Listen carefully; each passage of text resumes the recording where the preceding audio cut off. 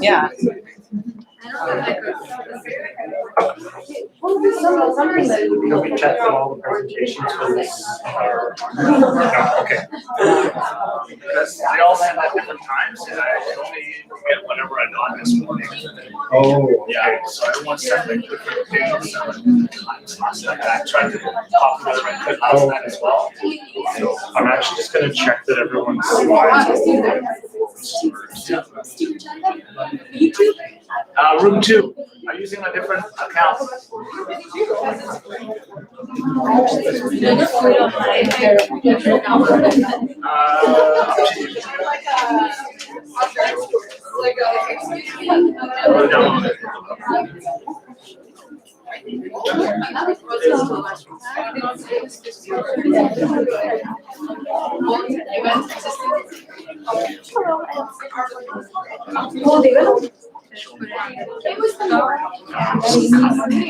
People started coming in like.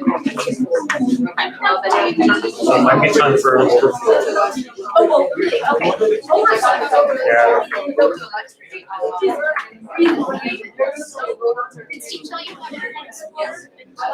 No.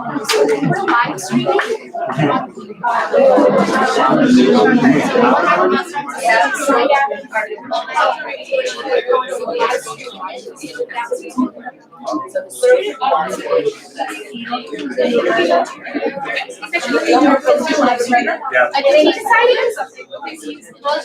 Okay. I know that's a lot of. Thank you so much. Yeah. So we're clear about that, about the sign-in for the live stream. Sign in as Gabby, I guess, so anything you have to sign in, sign in.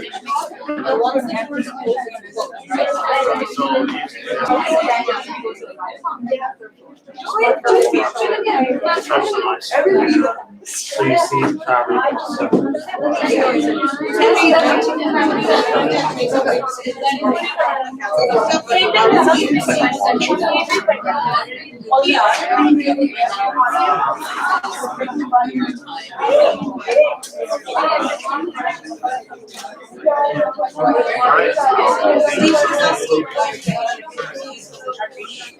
Sorry. Does everybody have an orange sticker on their passport?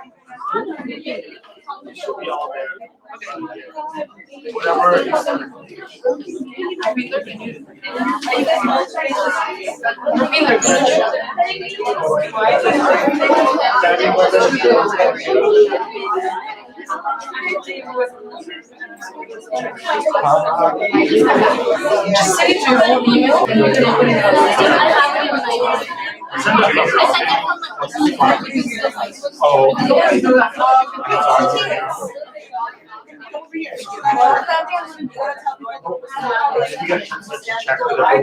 I'll leave you.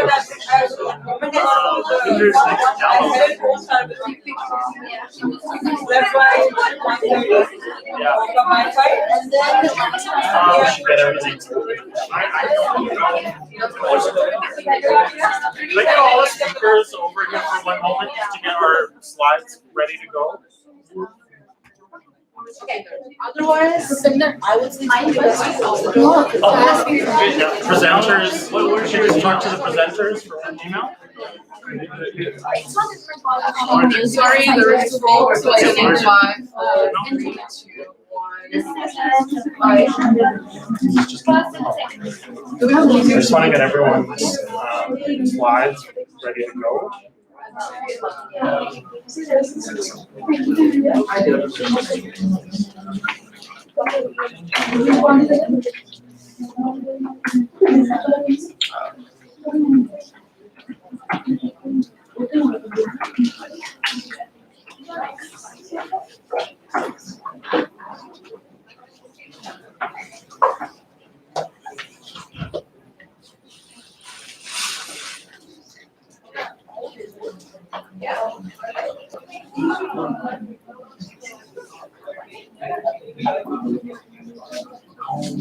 Who else is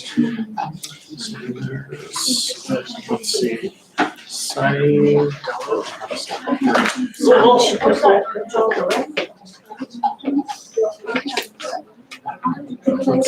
you want to look at the folder? Okay, let's check for your, did you, yeah, it's on the computer?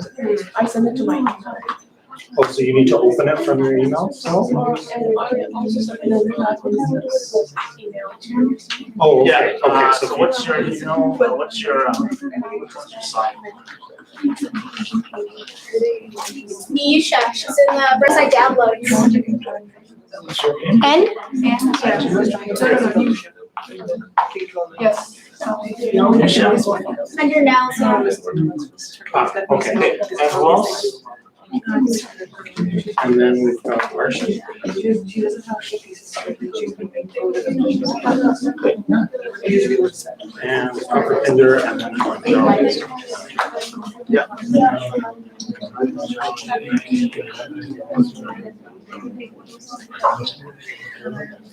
Okay, great. Okay, so we got all ready down to the. Steve, the live stream's not working though. It's not. It's not live stream. Your slides are all. No, it's signed into something else. Yeah, CC limit, But the Google is signed into something else.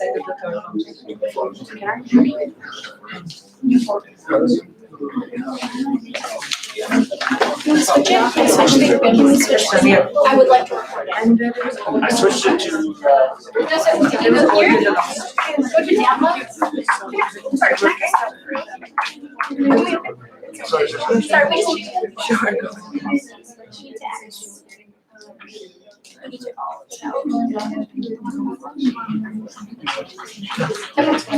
CC room 2. Oh, I see. I just want to see if the audio will be the last one. Okay. It's gonna work, right? I hope so. Well, let's see, that's Okay. Thank you. Okay, so who's first? It's gonna be, I'm gonna give a quick introduction here. So Rupinder's going first.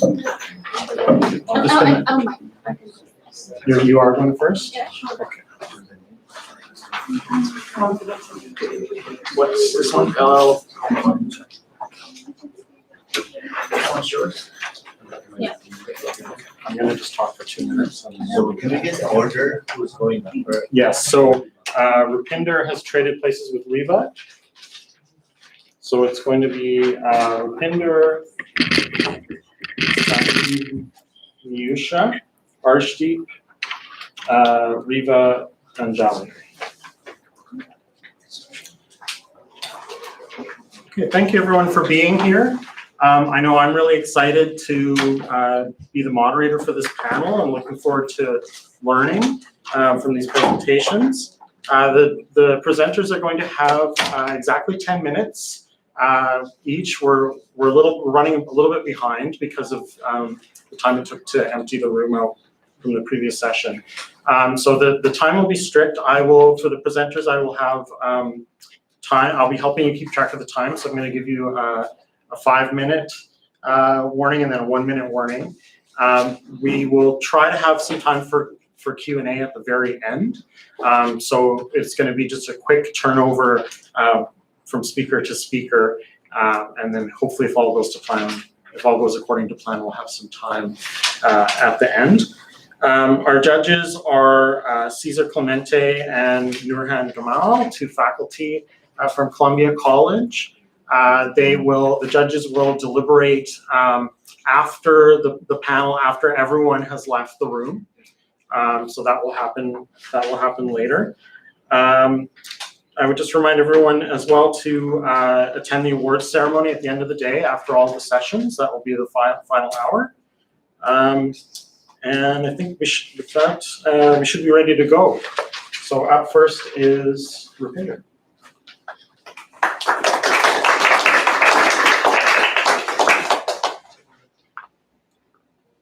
Either I feel oceans or I feel nothing. Good afternoon, everyone. My name is Rupinder Kaur, and today we'll be talking about depression and anxiety. I do not have a research point for you, but I do have some points. My first poem is alligators. When am I gonna be sad? I'm not liking the warmth. Being happy is not me, kinda be bad. Portraying one depressing, chilling in fire, melting down emotions I combine with blue oceans. The fish found fishes deep underwater, fighting the alligators, couldn't draw a tear, now I'm crying with oceans. I did not want love anymore. All I want is warmth that I seek out of hot showers. Under creek bed when I'm next to you.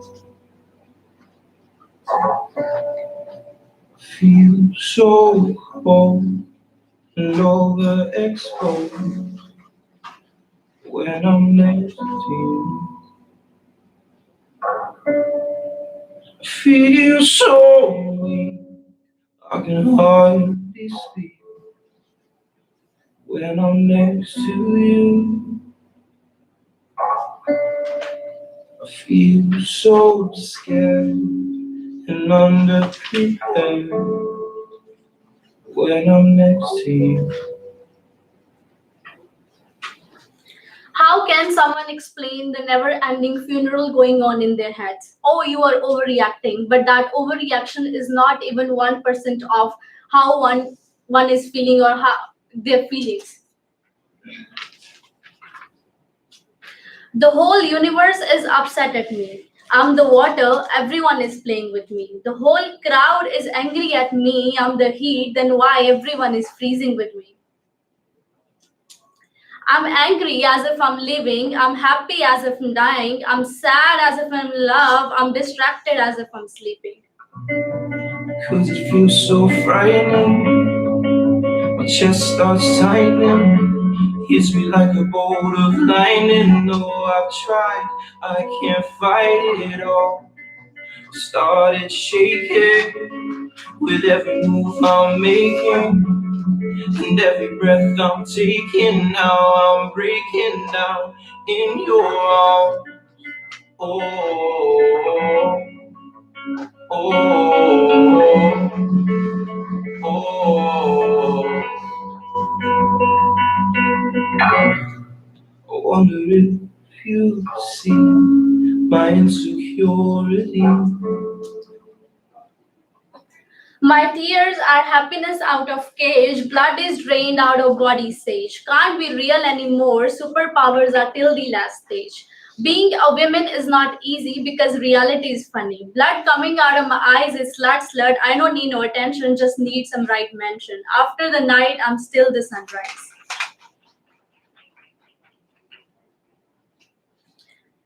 When we talk about equality, we mean equal rights for women and men or any individual on earth. But then why she's not allowed to talk about sex? Why she's not allowed to talk about her desires even in her friend circle?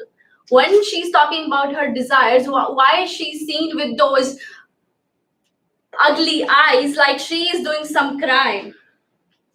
But for you guys, I have a sexual poem that I wrote for someone. You touched me like breeze, smooth and cold. You walked me on the ice, skating along. You promised me a lake, strawberries and fun. You touched my skin, rubs and hugs. You melted my glaciers, wet and breathless. My feet. I never felt this naked even when I'm naked. No matter how naked, I still cover up my feet. Sitting here in the library, removing my shoes, sitting with barefoot, I feel exposed. I feel sensitivity running in my ankles. I want to touch my every nerve. The origin of my sassiness is in my feet.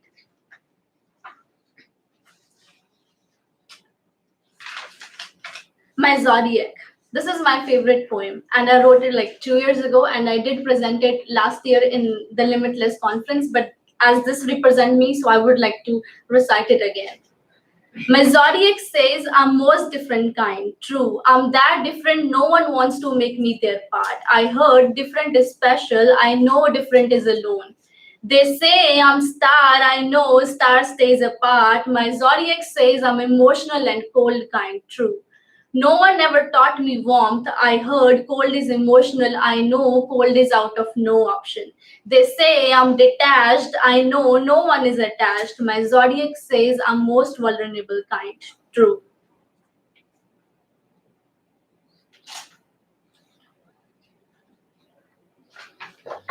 Couldn't keep my cool, don't think I had you fooled. Darling, do you mind? Oh, cause it feels so frightening. My chest starts tightening. Hits me like a bolt of lightning. No, I've tried, I can't fight it all. Started shaking with every move I make it.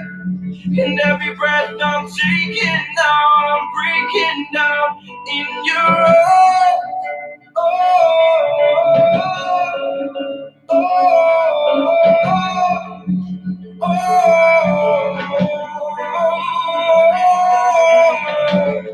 and now I feel the cold cuts right to my bones. I'm shivering inside. Oh, so scared and underprepared when I'm next to you. I was with a friend in train and then I saw another train. I couldn't resist the similarity in both from that window pane. I could only see loneliness. On the track there was tragic past. It was her and her again and again. I could see emptiness all alone. She asked if I could draw something, but I left the window clean. The pass was fast, the train slowed, one was and other was destiny. She was standing right between tracks, passing along the empty rack. At the end, I was a mountain, I melted and I united with oceans, but those oceans polluted me with their sins. Thank you so much.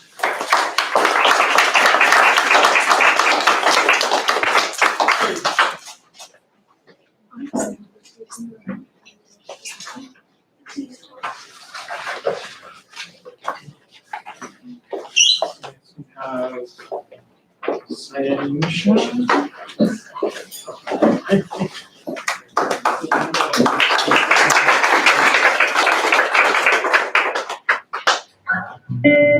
Couldn't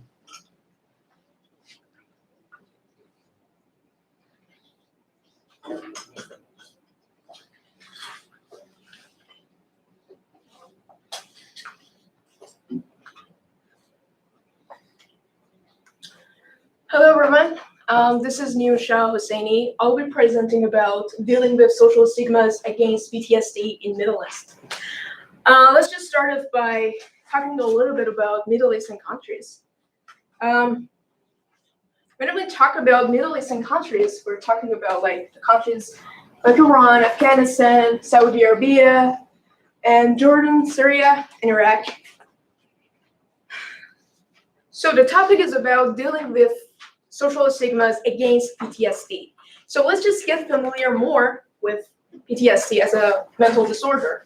So the PTSD will happen when somebody's kind of has experienced traumatic experiences, and then maybe some of these traumatic experiences have been caused by political crisis, losing a loved one, domestic violence, and sexual abuse, which is more common among Middle Eastern women.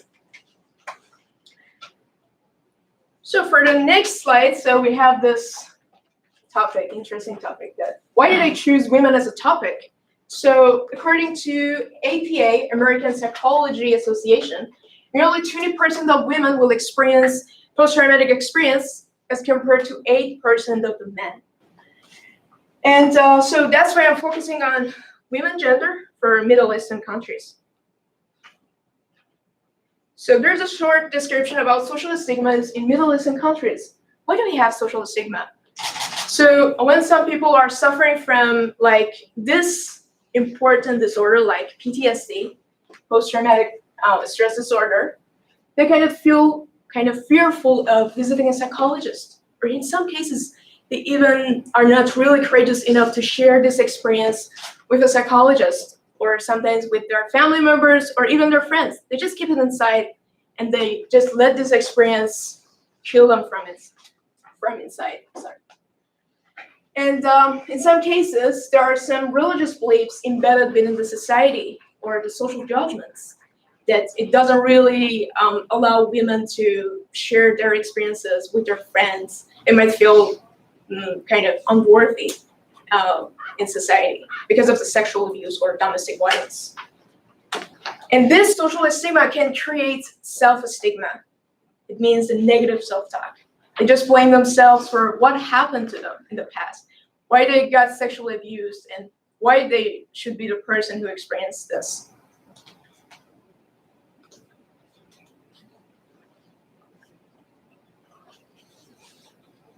So what are the solutions in order to fight against social stigmas or social labeling in society? So the first solution is that the Middle Eastern educational system needs to be improved. So this means that the community of high school students in Middle East, they should be aware more about mental health. What we mean is that the government should regulate some laws regarding changing the traditional and old teaching methods to the modern ones. Like the instructors need to work closely with psychologists. And for instance, a psychologist can kind of familiarize them with some psychological models which can work closely with social stigmas. For here, if we consider Maslow's hierarchy of needs as one psychology model, the instructors can kind of familiarize their students with physiological needs. So in some cases in Middle East, they might say, okay, for your physiological needs, you just need to wear clothes or eat some food and drink water, so you'll be alive. Because these are our survival needs. But if we really apply this model in a real world, which can work closely with social stigmas, we might say, if you feel nervous, if you have experienced something in the past which is bothering you or which is killing you from inside, like sexual abuse, you should share it with somebody like a psychologist. Or we can give them this option to kind of talk to your instructors by providing a safe community that students kind of feel more comfortable sharing their experiences. So for physiological needs, students need to know that in some cases, if they need to visit psychologists, they should kind of go and share their experiences, because this is also dependent on their survival. The physiological needs are not just eating foods or wearing clothes. If we need to kind of share our experiences with a psychologist, we can do it. Until they kind of gain some confidence, like STEAM needs, when they learn how to increase their self-confidence, and they know that they're the worthy or valuable member of the society. And then we can get to the higher steps. So the second step for Middle East would be like using more practical therapy styles. In 2013, the World Health Organization kind of warned against the use of benzodiazepine, which was highly common in Middle East. So we know that this is a very addictive drug that some adults who are suffering from acute stress disorder, which in some cases it can lead to post-traumatic stress disorder. So it should not be really used in those regions because of its side effects. So in this case, what we can do is just, we can use more modern therapy styles like the use of cognitive behavioral therapy. This is something that we call CBT in psychology. And this is really interesting. It can also work closely with social stigmas. So what it can do is that it kind of replaces the irrational fears of the ones who suffered from sexual abuse or domestic violence. And it also can help an individual to decrease his or her negative self-talk. Most of the cases, it can work much better for women because they feel less confident about who they are after experiencing sexual abuse. So the psychologist, by using cognitive behavioral therapy, can go step by step through his client's fears, and they can kind of help them to deal with their, with what they're really dealing with. They just want to know that what does really bother them, so they can kind of help them to deal with their fears, with what really makes them feeling anxious. So after that time,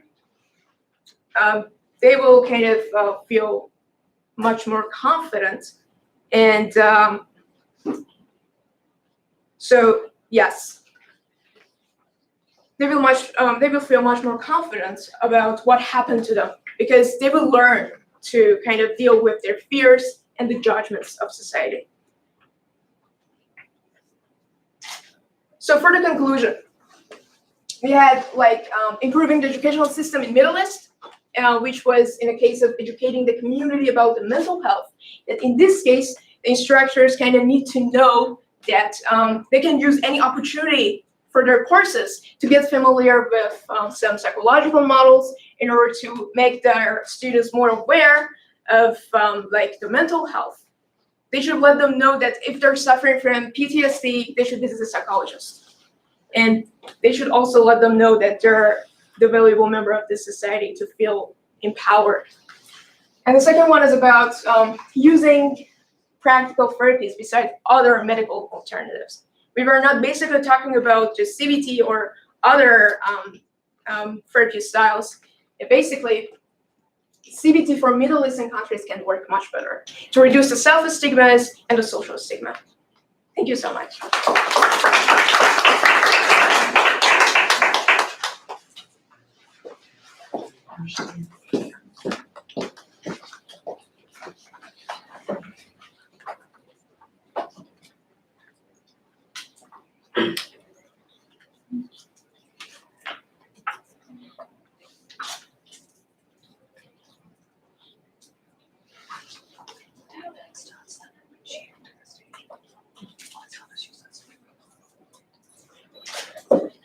Hello everyone, my name is Ashdeep Kaur, and as a scholar from Global South, this topic is really close to my heart.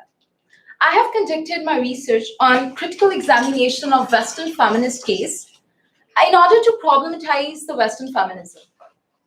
In my paper, I have examined the Western feminism by looking at Zapatista movement in Mexico. My research started with a simple observation that women from Global South are often represented as victims of oppression, uncivilized, uneducated, and agentless. Here are some examples that fits into the narratives of Western feminist gaze. There is a problem with such kind of representations. And what the problem is that these kind of representations are not only inaccurate, but are also very harmful for the women of Global South. In order to investigate more into this topic, I have used transnationalist feminist framework to argue two main points. The first one is that white and Western representations of women from Global South mobilize Orientalist troops that strip women of their agency. And the second one is I'm critiquing such representations and also demonstrating at the same time that women from Global South are capable of embodying agency. They do mobilize to advocate for their rights. And again, I'm using the case of Zapatista movement in Mexico to support my argument. So let's begin by defining what is white feminism. White feminism is a type of feminism that only focuses on problems faced by white women. The issue here is when we advance the rights of white women, we often neglect the rights of women of color. Here's a picture that defines what white feminism is. There are lots of examples of white feminism which can be seen in early waves of feminism, but I would like to point out to the examples of women's suffragette movement in Canada. In 1919, women do get the right to vote in most places of Canada, but they excluded the women of color.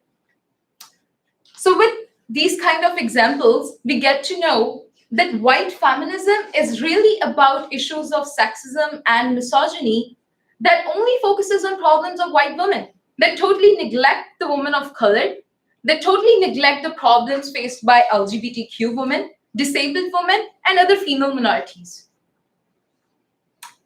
To illustrate more about white feminism, I would like to draw your kind attention to this picture. In this picture, white celebrities are wearing this cool white t-shirt which has a quote on it that I would rather be a rebel than a slave. This picture is problematic because this quote was originally used in women's suffragette movement in Britain. And here the idea of slavery is used to define their own oppression. But in actual, it was women of color who were really facing the slavery. So it would be more precise to say that these women are co-opting the idea of slavery. Such kind of representations mobilize Orientalism. And what is Orientalism? Orientalism is a way of looking at the world, particularly non-Western societies, as they're uncivilized and they're always in a need to be modernized with the help of West. In order to demonstrate a critique of such representations, I would like to draw your attention to Zapatista movement and activism in Global South. Zapatista movement started in Chiapas, a state in Mexico. This was a liberation army that demanded democracy and justice and was against capitalism. In this movement, women and children were allowed to participate. And when women get out of their homes, they started organizing themselves. They became leader of the army. They were able to achieve for themselves. What did they achieve? They achieved the Women Revolutionary Law in 1994 that gave them 10 main rights: rights regarding education, rights regarding health, work, military and political participation, and justice against gender violence. What do we get by looking at this movement? This movement gave us two main insights. The first one is that women of Global South are not helpless. They are not eternal victims of oppression. They are not agentless. And the second one is they can achieve advancements for themselves by their own without the help of West. With these insights, how do we move forward? It's not that feminists in Global North doesn't have any role to play. But the issue here is that they must not dictate to women of Global South. Instead, they must be willing to listen, and they must provide the ways that women from Global South can be best helped with. Thank you very much for listening to my presentation, and I would like to leave you with this quote by Audre Lorde, an American feminist and civil rights activist, that I am not free while any other woman is unfree, even when her shackles are very different from my own. Thank you.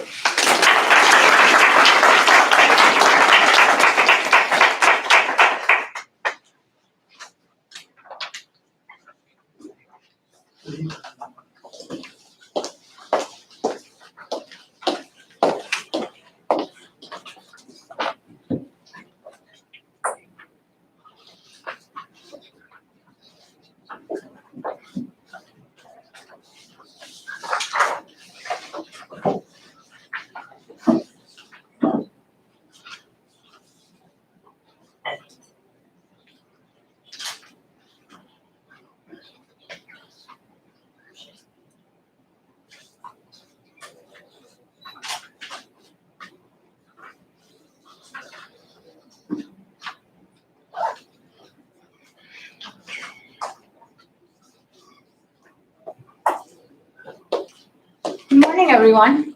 My name is not important here. What is important here is why we are here. You had a choice of going into another room to talk about economy, which seems a very important topic, but you still chose to be in this room. You still chose to be in a room where you know we would be having uncomfortable conversations about a theme that's gender.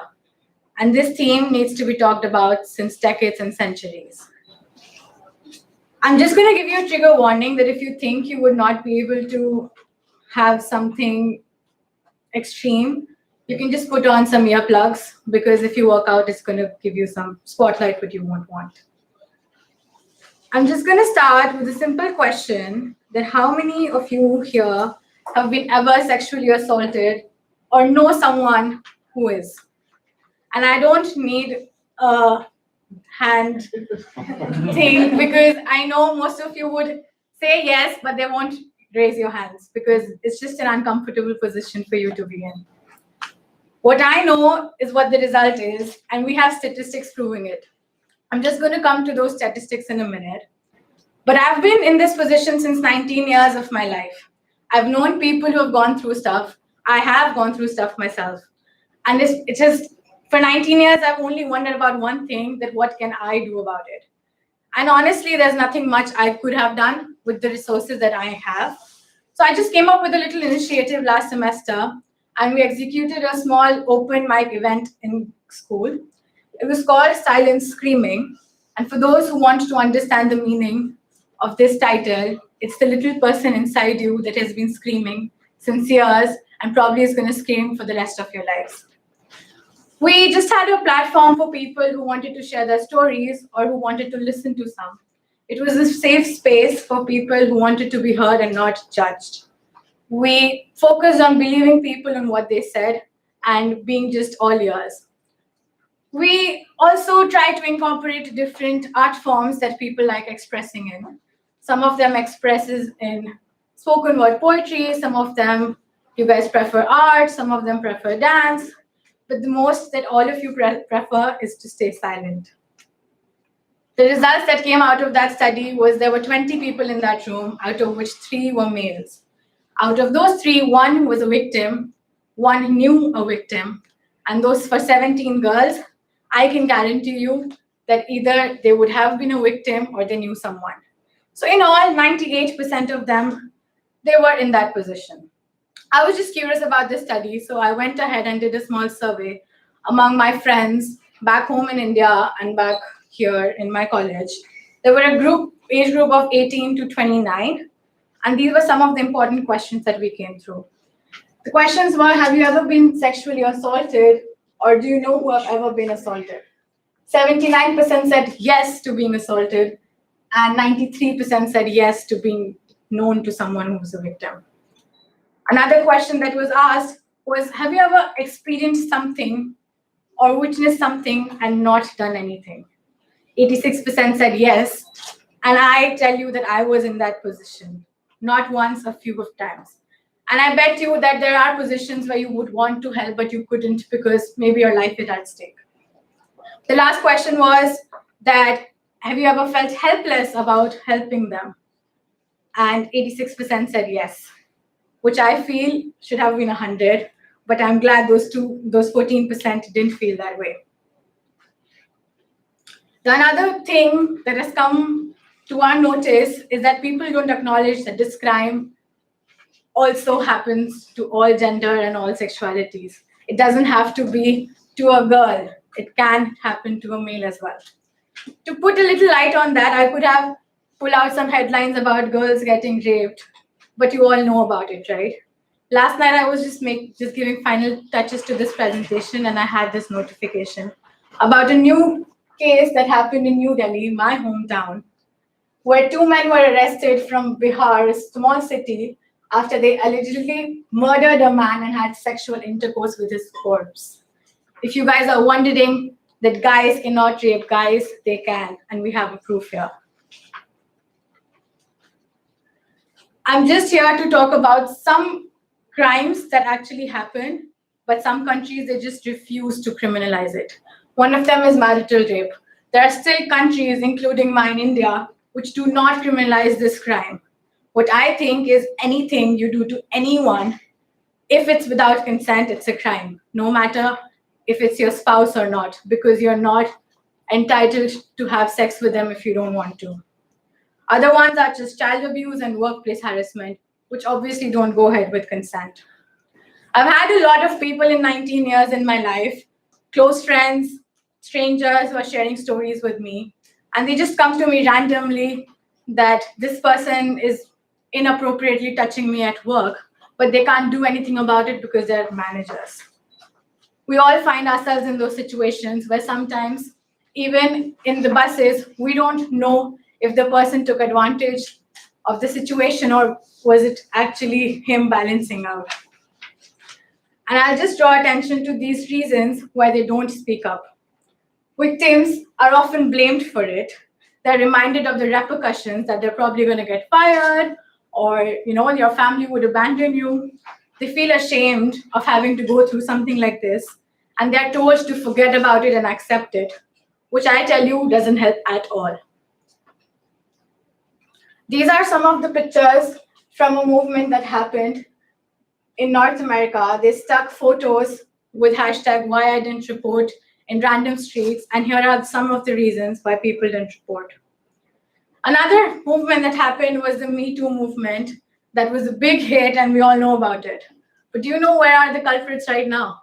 They're just going back to workplace as normal as they were. Their life just stopped for that 1 month where they had a trial or something, which they obviously won because they were in power. But whoever went through it, whoever was a victim, whoever was a survivor, is still going through it every day. What I'm saying is that the problem here is that there's silence from both the ends. You are not willing to listen, and I am not willing to speak because you are not willing to listen. There has to be just one person to break this cycle who comes forward and they're like, yes, we need to listen, and then give us space whether we want to talk or not. And then just be okay with the decision if we start talking about it 10 years down the line. I'm just going to share something with you. I'm just going to recite it. And I would just like if you guys can close your eyes and see if you could picture yourself in this situation or not. I told you that I'm happy today for my mom got me a new dress. You laughed at me saying it's funny how just a piece of clothing could make me jump with excitement, especially when I've always seemed to say this to you.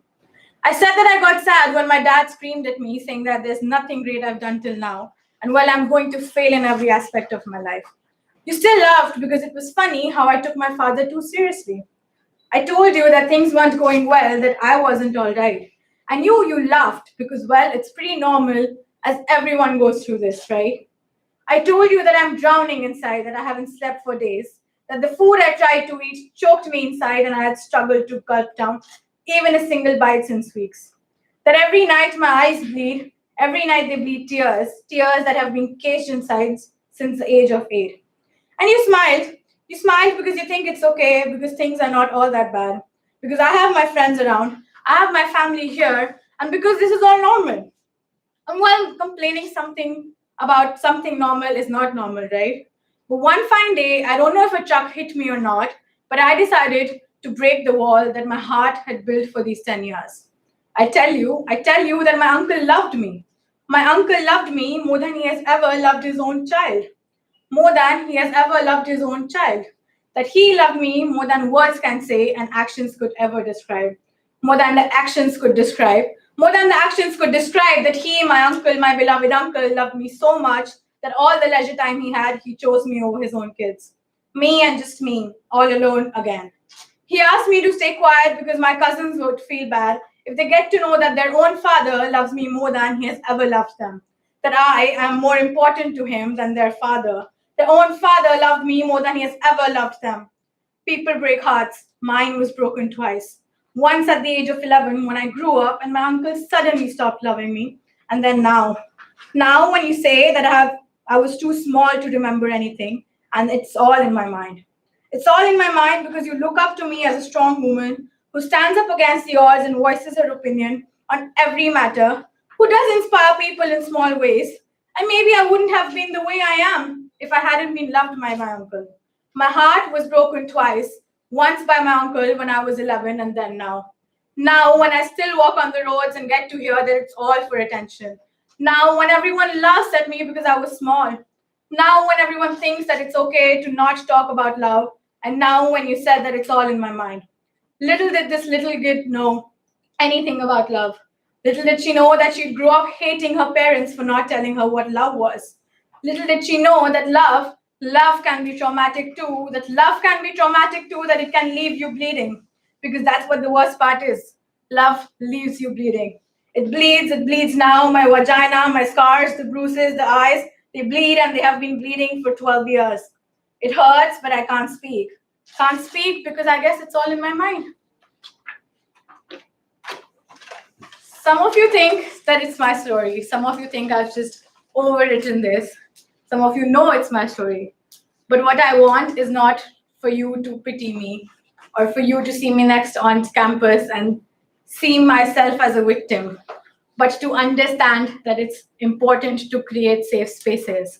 Because unless and until I had someone to talk to, I couldn't. Took me 10 years to write this, took me another 2 years to actually come here and stand and say it out loud.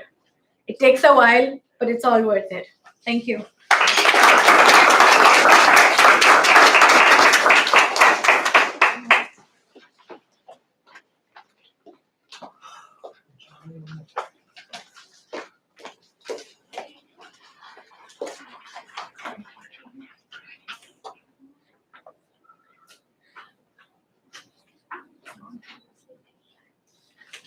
Here on the pulse of this new day, you may have the grace to look up and out, into your sister's eyes, onto your brother's face, your country, and say simply, very simply, good afternoon.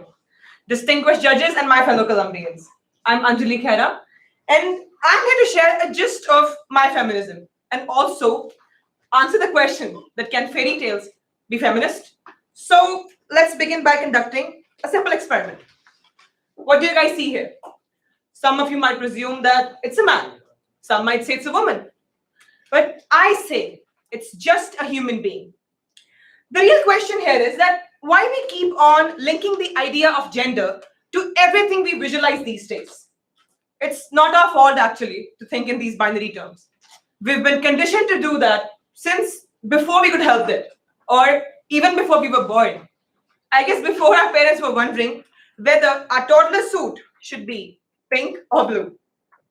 Allow me to take you back into the times of fairies and princesses and narrate a story. Let me know if this sounds familiar to you guys. Once upon a time, there lived a fair and beautiful princess.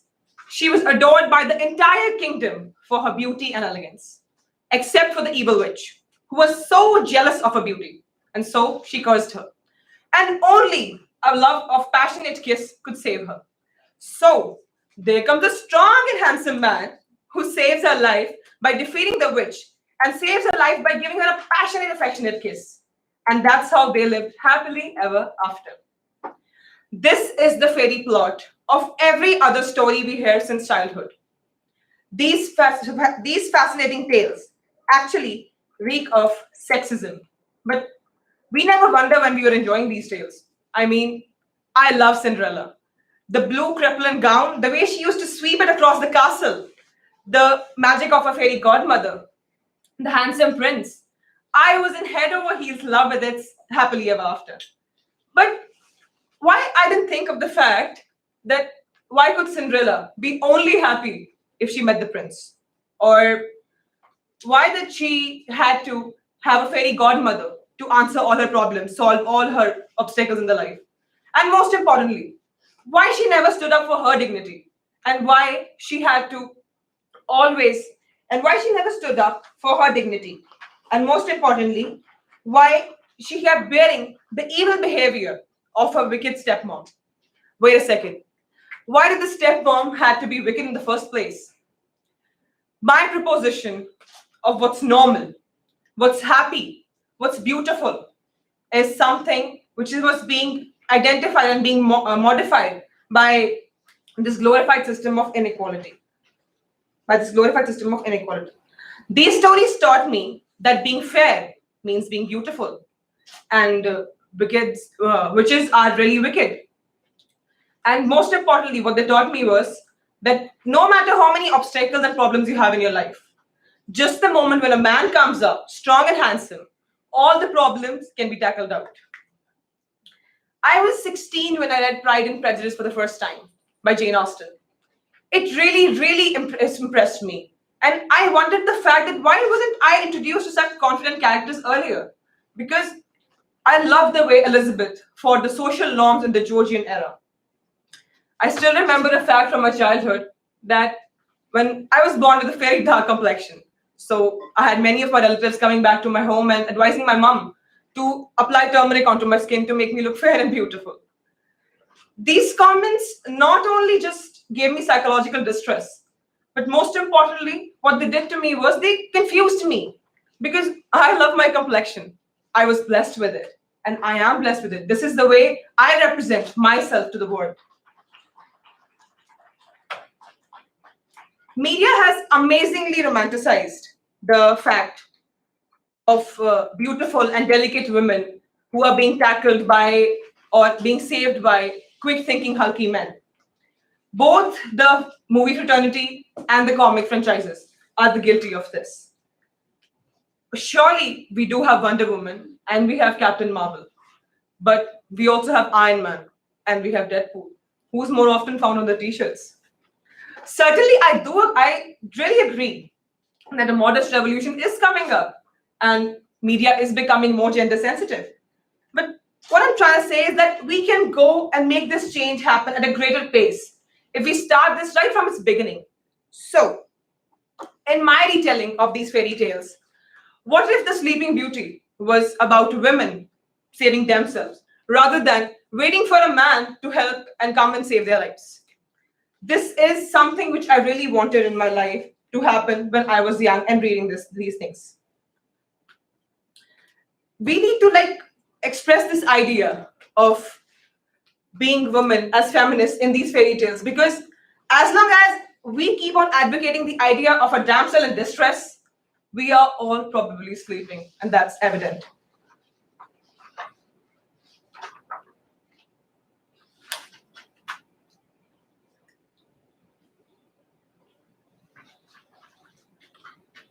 I know it's a bit difficult to acquaint yourself with a different belief system so quickly, because we follow the system since ages, since before our parents followed, we followed, our ancestors followed. But what if I give you a new state of art? So, in my retelling of the Beauty and the Beast remains the beast, as long as he's himself on inside, and most importantly, he's got that unconditional and pure love for beauty that still exists. I think it was really important for the Beast to be a role model too, because why don't boys read fairy tales? They teach such fairy tales in which Beast would have been a role model, would teach these boys to become the Prince Charming for the Cinderella, who would help him to find and achieve her career goals. Or secondly, the ideal Beast for a beauty, who would help her to pursue her scientific pursuits. In the end, I would like to say that thereby, if in the present times, parents, children, counselors, educators, instill the right meaning of feminism into a child's heart, so when eventually their roles swap up and those children become parents and the parents become their children, because at older age, we all know that parents are our children. So at that stage of time, they won't worry about the fact that their children's or their toddler's suit should be pink or blue. In the very end, I would like you all to meet my feminism, which you've probably not met before. My body, my mind, my choice. To wear clothes I like, even if my spirit roams naked. My choice to be size 0 or size 15. They don't have a size for my spirit, and they will never have. To use cotton and silk to trap my soul is just like you are haunting the expansion of the universe or capturing the sunlight in the palm of your hand.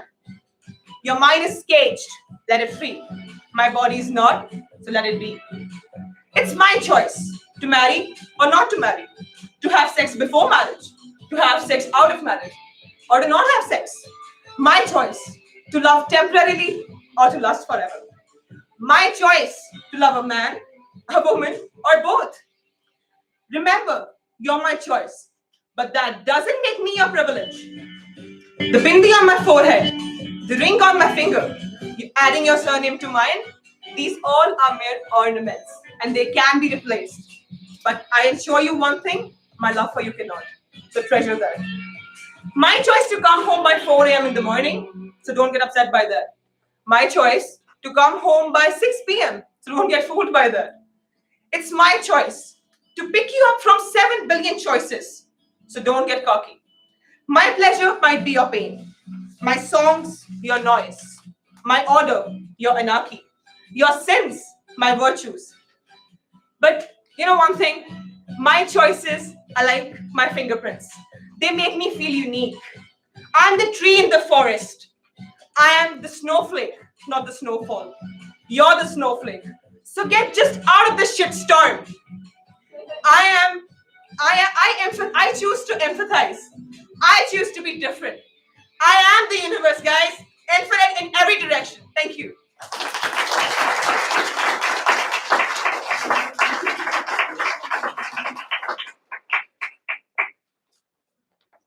Thank you to all the presenters. We have about 10 minutes, just under 10 minutes before lunch to take any questions that people have. So I'll just get people to put up their hand if they have a question. Can you request the presenters to stand in front? Oh, okay, yeah, can the presenters, or maybe they can stand up if a question is addressed to them. Yeah, you can just stand if a question is directed to you. You said you can stand up if a question is addressed to you, so you can sit.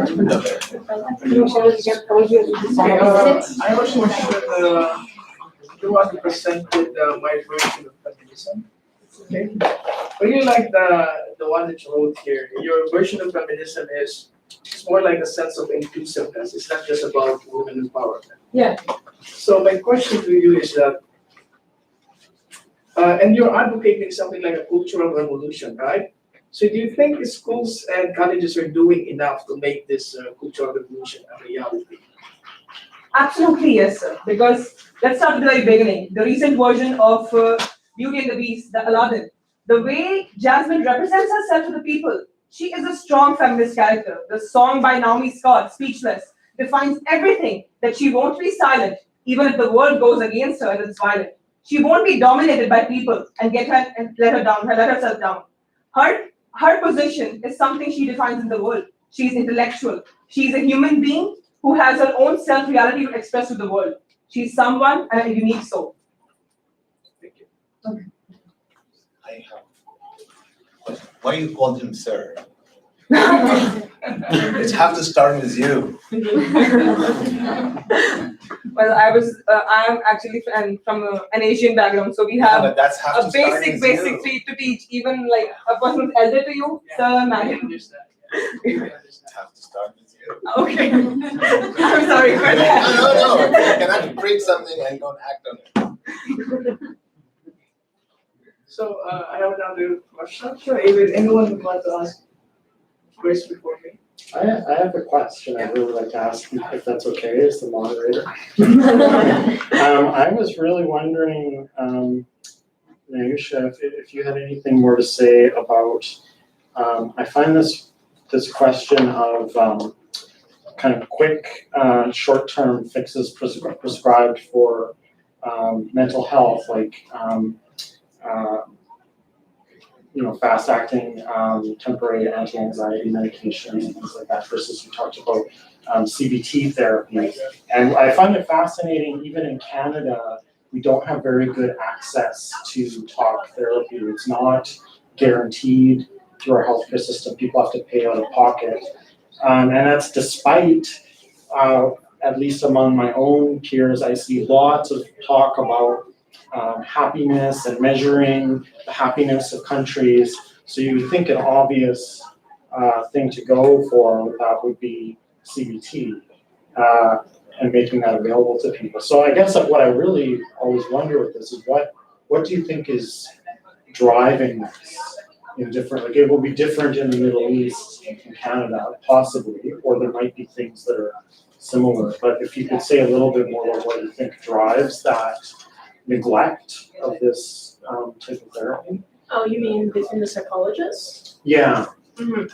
So I think many psychologists are kind of, I don't want to insult all the psychologists, but most of the psychologists are not really passionate about updating their knowledge around CBT, because as they also need to pay lots of money for attending the seminars regarding mindfulness practices and cognitive behavioral therapy, so they don't really like to spend much time focusing on that. And unfortunately, we don't have lots of psychiatrists even to spend time with their patients, talking to them, going step by step through their fears, and also just listening to them, that what do they really want? But in most of the cases, they just rely on prescribing the highly addictive drugs. Yeah, this is because they are so costly for them. So there's possibly professional culture. Yes, That's yeah. interesting. Thank you. Caesar. Yeah, I have a question for you. You're the one who presented Fighting Against Social Stigma, right? Yes. And the most interesting part of the research is that you emphasize the role of instructors Yes. in defeating the social stigma. Right. So, in your own opinion, currently right now, you've been in the college for quite some time, right? Yes. So, do you think Colombian instructors are ready or equipped to recognize science technologies among their students? To be honest, not all of them. Depending on the instructors, like maybe psychology students, maybe psychology instructors, yes, they do. Most of them spend some time talking to their students. And in my own psychology class, interestingly, one of my instructors even said that if you have any problem, just feel free to share it with us. But I'm not sure about other instructors. It depends on the personality of the instructors. But in most of the cases, I didn't really sit here. Yes. Thank you.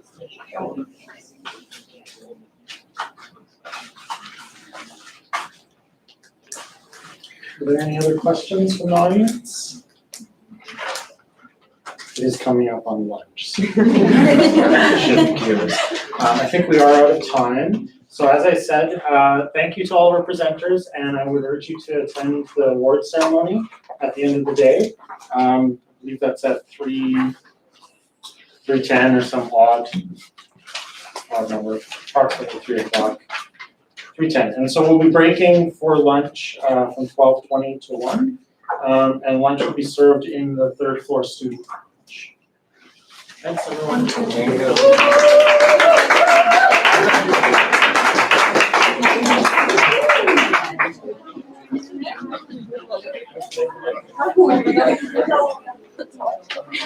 Last नाम पे बड़ा खुश होता है ना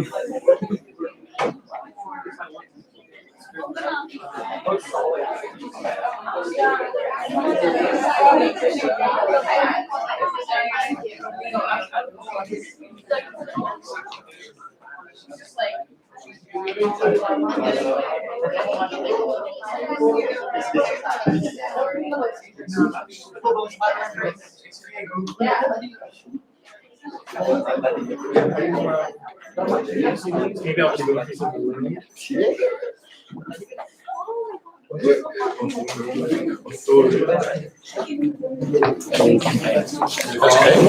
Yeah, I have a blocked tear duct, so it was actually kind of physically painful. Oh, really? But yeah.